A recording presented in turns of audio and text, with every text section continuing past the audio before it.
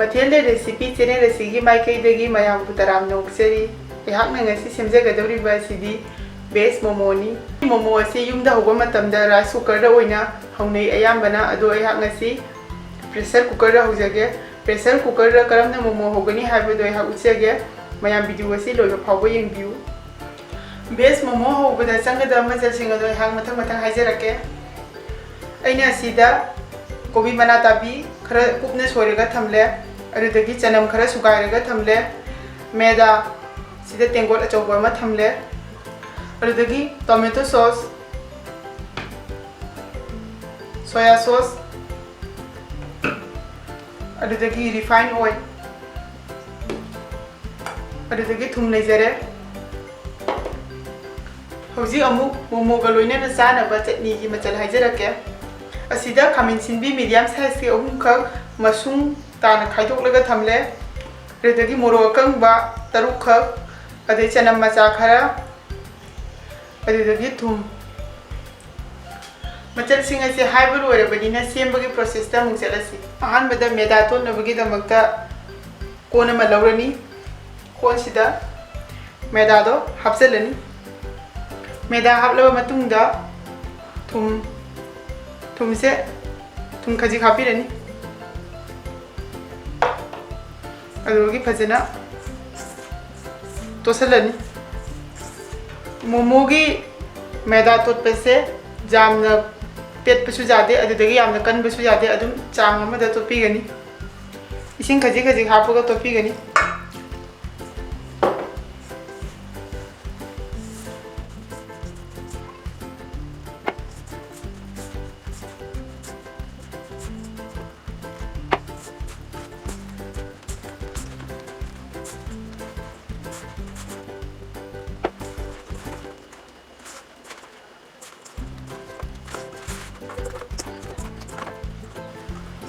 hojik meda se tot pa loire aduna makhum kupsilaga minute 10 muk thamgani hojik gas ta khang ama thangale khang se sare hojik thau chamos ani kumba hapani adudagi ngasai gi chana masubadu hapsalani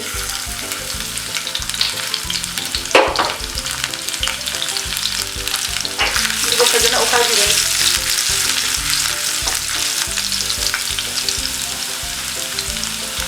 asigi mathakta ngasai kobi mana tabido hapsalani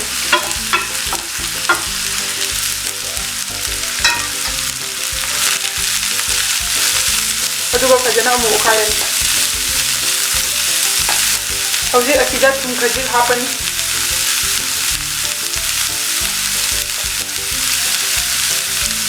digo khajana ukhairani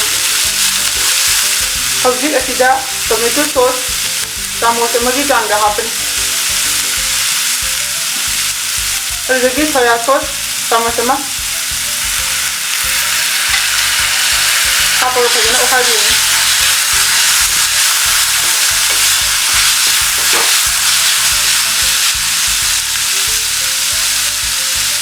hojik yare magi sijalani hojik chutney se na bagi damakta khang ama de ising hapaga thangale hojik khamina simbi se hapsilani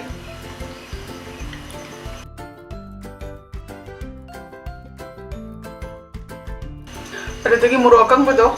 adu so hapsilani aduga amuktang phajana okhairani makhum kupsinduna khamina simbi se munba phawba phutlani khamina sinbi se mapum oina phulaga su yagani to aina sida khara thuna munabagi damakta semdokpani ngasai gi khamina sinbi ga moro kang baga aphutpado adu mulle aina mixi gi jar sida hapchale hauji mathakta ising kharang hapani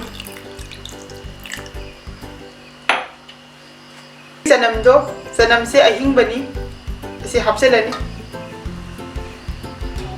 adudagi thum se changda hapigani hojik makhum khumjin biduna takhairani jingbiu takhai ba loire akogi chutney asi ju ready oire hojik minute 10 muk sure makhum se hangdolani aduga amutanga fazana totpiren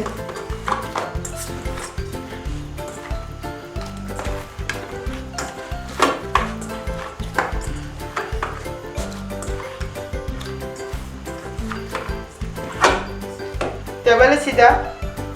meda akang base sairani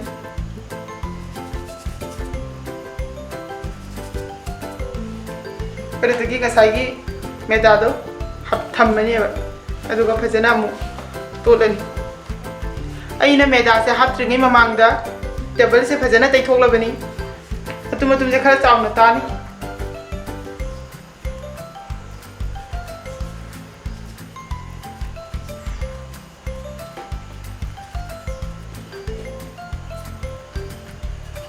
ꯍꯧꯖꯤꯛ ꯕꯦꯂꯦꯟꯁꯤꯅ ꯐꯖꯅ ꯇꯛꯑꯅꯤ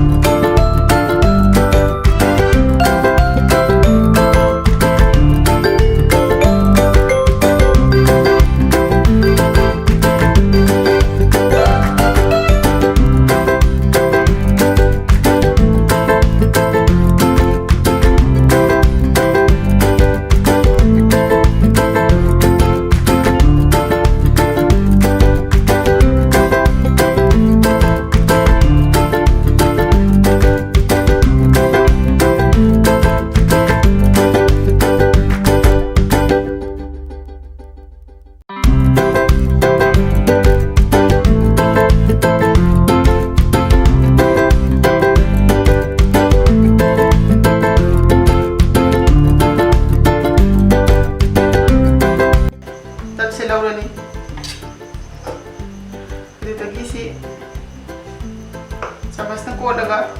hapirani hapiraba matungda sumaina tanje tupsalani dedagi mapana panse press tawani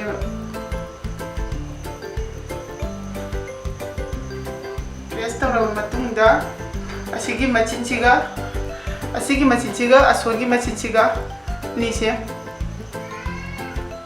sumaina yengbiu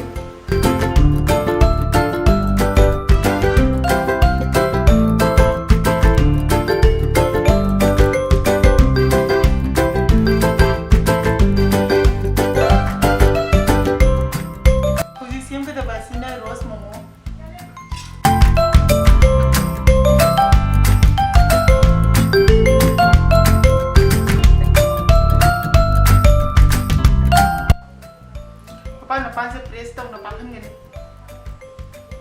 adudagi ani se sumaina thamnaga panani se press tau raga punjalani ga adudagi side of fold tau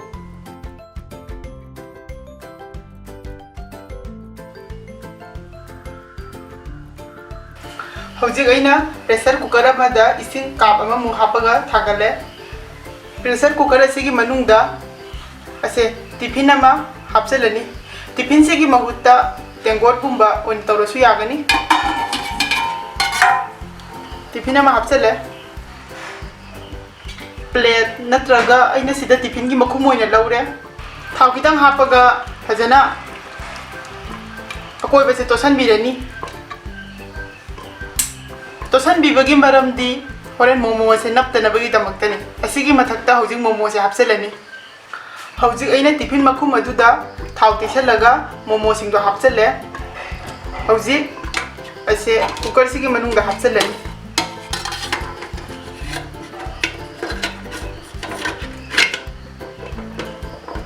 cooker sigi manungda ngasagi tiffin hapkhibado adugi mathaka thamgani aba hojik makhum je khumjalani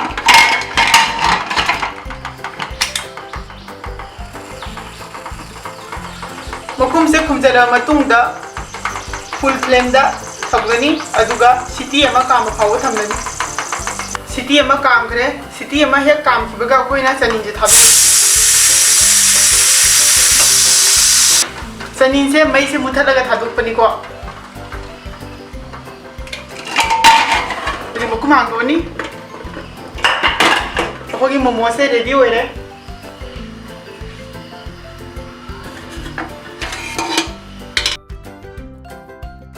ma'am अगी ngasi momo से हौबा लोइजरे असुमना अखोइने pressure cooker दा मोमो हौबा याय ma'am सु try तौबियु अदुगा कमाय तौगे हाइबदो comment box दा हाइबिरउ अगी video असिबु येंबा लोइरबा मतुंगदा लाइक तौबिरमु अनौबो ओइरगना सब्सक्राइब तौबिरमु सब्सक्राइब तौबिरबा मतुंगदा बेल बटन नंबर काउबिगनु